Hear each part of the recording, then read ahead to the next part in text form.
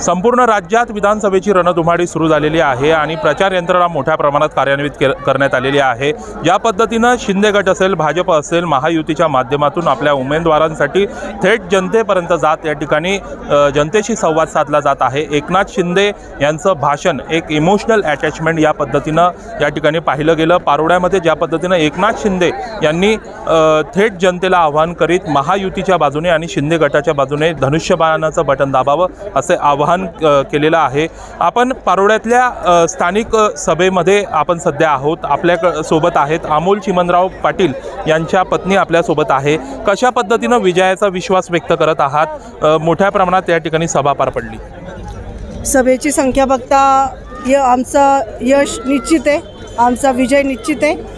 पण सांगायची गोष्ट अशी आहे की गेल्या 40 वर्षापासून आबासाहेब मतदारसंघातल्या प्रत्येक व्यक्तीच्या पाठीमागे त्याच्या सुखात, दुःखात, संकटांना, अडीअडचणींना अगदी घरातली व्यक्ती म्हणून आबासाहेब उभे राहिलेले आहेत। आबांनी मतदारसंघाला कुटुंब म्हणून बघितलेलं आहे। तर आता ही लोकांची वेळ आहे। आबांचा मुलगा अमोल चिमणराव पाटील पहिल्यांदा उभे आहेत। आता ही लोकांची वेळ त्यांच्या पाठीमागे उभं राहण्याची आणि आम्हाला पूर्ण विश्वास आहे की आमची जनता, आमची लोक, आमच्या कुटुंबातले व्यक्ती त्यांच्या पाठीमागे निश्चित उभे राहतील। महिलांची मोठी उपस्थिती या ठिकाणी पाहायला मिळाली।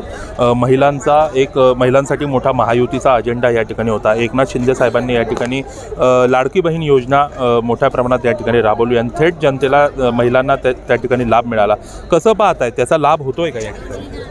निश्चितच होतोय। प्रचार करत असताना जेव्हा मी मतदारसंघात फिरते तेव्हा जेव्हा महिलांशी बोलण्याची वेळ येते तेव्हा लाडकी बहीण योजना नाव काढताच महिलांच्या डोळ्यात जी चमक येते, त्यांच्या चेहऱ्यावर जे हसू असतं, आपण बोलण्याच्या आधीच त्या इतक्या भरभरून बोलत असतात। त्या म्हणत असतात की शिंदे साहेबांना आमचं मत नक्की आहे, अमोलदादांना आमचं मत नक्की आहे। पण विरोधक मोठ्या प्रमाणात याचा अप्रचार करताय की निवडणुकीस पुरता ही योजना असणार आहे आणि योजना जी आहे ही फसवी योजना आहे।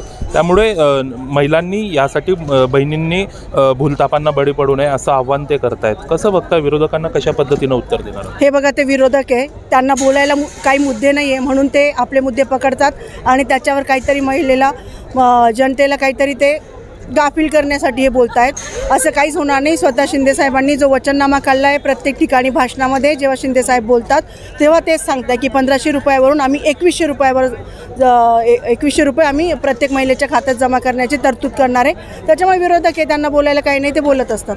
अगोदर सासरे होते, आता थेट पती आहेत। निवडणुकीत स्वतः आपण उतरलेले आहात, जनतेचा कसा प्रतिसाद मिळतोय? अगदी मी 2009 पासून सक्रिय आहे प्रचारामध्ये। ज्या आबा असायचे त्यावेळी माझं जसं काम होतं तसंच मी आता दादा म्हणजे माझे पती उभे असतानाही तसंच मी तेच काम करते। पण आता सोशल मीडियामुळे ते जास्त समोर येतं आहे की कसा प्रचार होतो आहे, काय। अगदी आम्ही आबांच्या वेळेलाही तशीच मेहनत घेत होतो, आताही तशीच मेहनत घेतो आहे। एकंदरीत या ठिकाणी अमोल चिमणराव पाटील जे पारोळा महायुतीचे आणि शिंदे गटाच्या माध्यमातून ज्यांची उमेदवारी या ठिकाणी घोषित करण्यात आलेली आहे, त्यांच्या पत्नी आपल्यासोबत होत्या। त्यांनी या ठिकाणी विजयाचा विश्वास व्यक्त करताना लाडकी बहीण योजना ही राज्यभरात यशस्वी ठरल्याचा दावा केलेला आहे।